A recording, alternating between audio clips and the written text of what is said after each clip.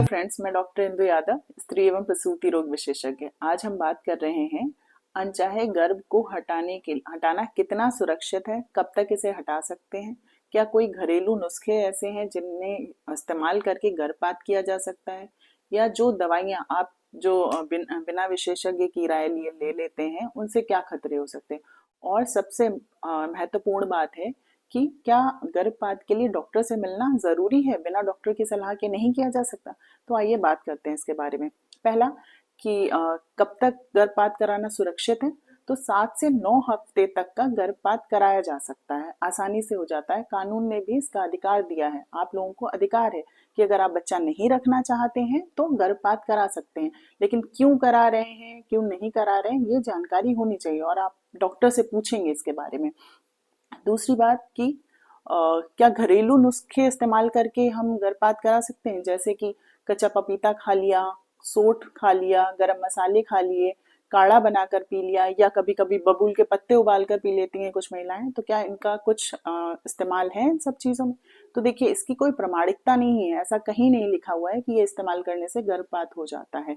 तो ये नहीं करना चाहिए, इससे कभी कभी आपको नुकसान भी हो जाता है और गर्भपात तो बिल्कुल भी नहीं होता है। तीसरा है कि दवाइयाँ खाने से क्या नुकसान है। हमारी भाभी ने तो खाया था, ऐसा कुछ नहीं हुआ, या हमने पिछली बार ऐसा खाया था तो कुछ नहीं हुआ, और हमारी सहेली ने भी इस्तेमाल किया, हमने तो उससे ही सलाह लेकर के खाया है।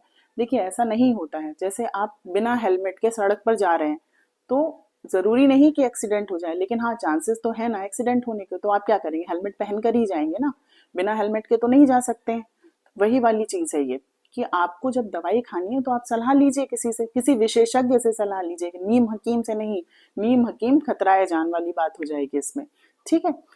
आखिरी और सबसे इम्पोर्टेंट चीज कि हम डॉक्टर को क्यों दिखाएं जाकर, वो ऐसा क्या करेंगे जो हमें हमें दवाई खानी है वो भी तो दवाई देंगे। जी नहीं, बिल्कुल गलत। आप जब डॉक्टर के पास जाएंगे वो आपका परीक्षण करेंगे। क्या करेंगे, आपका अल्ट्रासाउंड करेंगे, उसमें वो जानकारी प्राप्त करेंगे, कुछ खून की जांचें कराएंगे। अल्ट्रासाउंड में वो क्या देखेंगे, आपका जो भ्रूण है, जो आपकी प्रेगनेंसी है वो कहाँ पर ठहरी है। हमेशा भ्रूण बच्चेदानी में ही हो ऐसा नहीं होता है। बच्चेदानी से जुड़ी हुई नलियां होती हैं, वहां अंडेदानी होती है। कभी कभी भ्रूण अंडेदानी या नलियों में भी रुक जाता है, वो कंडीशन बहुत खराब हो जाती है। वहां पर आपने मान लीजिए दवाई खा ली और वो नलियां फट गई, तो पेट में खून इकट्ठा हो जाता है, जो इमरजेंसी कंडीशन हो जाती है। ऐसी कंडीशन में आप आनन फानन में फिर डॉक्टर के पास जाते हैं, जहाँ कभी कभी ऑपरेशन की भी जरूरत पड़ जाती है। आइए अब डायग्राम के द्वारा समझते हैं कि बच्चेदानी कहाँ पर होती है, नलियां कहाँ होती हैं और अंडेदानी कहाँ होती है। जैसे कि देखिए, ये बच्चेदानी है, ये नलियां हैं इससे संबंधित, और ये अंडेदानी है। अंडा यहाँ से बनता है, इन नलियों के द्वारा जाता है, और यहाँ से स्पर्म मतलब जो शुक्राणु है वो मिलता है आकर। गर्भ यहाँ पर बनता है और वो धीरे धीरे धीरे यहाँ पर आकर ठहरता है। कई बार क्या होता है, गर्भ यहाँ पर बन तो गया लेकिन वो किसी कारणवश यहाँ तक नहीं पहुँच पाता है, तो वो यही ट्यूब में मतलब नली में ही रह जाता है, या कभी कभी अंडेदानी में ही रह जाता है, या इसके ऊपर जो पेट होता है जिसे एब्डोमेन कहते हैं उसमें चला जाता है कभी कभी। अगर बच्चा यहाँ पर रुक गया, अगर आप भ्रूण आपका यहाँ पर रुक गया, तो इसे एक्टोपिक प्रेगनेंसी कहा जाता है। ये बहुत ही गंभीर स्थिति होती है। सोचिए, अगर आपने दवाई खा ली और बच्चा यहाँ पर था, ये नली फट सकती है, बच्चा यहाँ पे बढ़ता रहेगा, क्योंकि जो दवाई का असर है वो तो सिर्फ बच्चेदानी पे करेगा, यहाँ नहीं करेगा। तो ये नली बच्चा इसमें बढ़ता रहेगा और ये नली फट जाएगी। ये नली जब फटेगी तो यहाँ से खून निकलता है और ये पूरे पेट में भर जाता है। शरीर से सारा खून निकल कर के पेट में भर गया, ये एक इमरजेंसी स्थिति पैदा हो जाती है। ऐसे में तुरंत ऑपरेशन की ज़रूरत पड़ती है और बहुत सारा खून भी आपको बाहर से लाना पड़ता है, चढ़ाना पड़ता है मरीज को। आपने देखा कि जो भ्रूण है कहाँ पर रुक सकता है, बच्चेदानी में ना रुक करके वो नलियों में आ सकता है, अंडेदानी में हो सकता है, कभी कभी वो पेट में भी हो जाता है। तो वो एक अलग समस्या बन जाती है। आपके शरीर में खून की मात्रा कितनी है ये आपको पता होना चाहिए। मान लीजिए आपने जब दवाई खाई तब आपका खून 7 ग्राम था, आपके दवाई खाने के बाद ब्लीडिंग हुई और वो 5 ग्राम रह गया, तो आपके शरीर से सारा खून निकल गया। ऐसे में आपकी जान को खतरा हो जाएगा।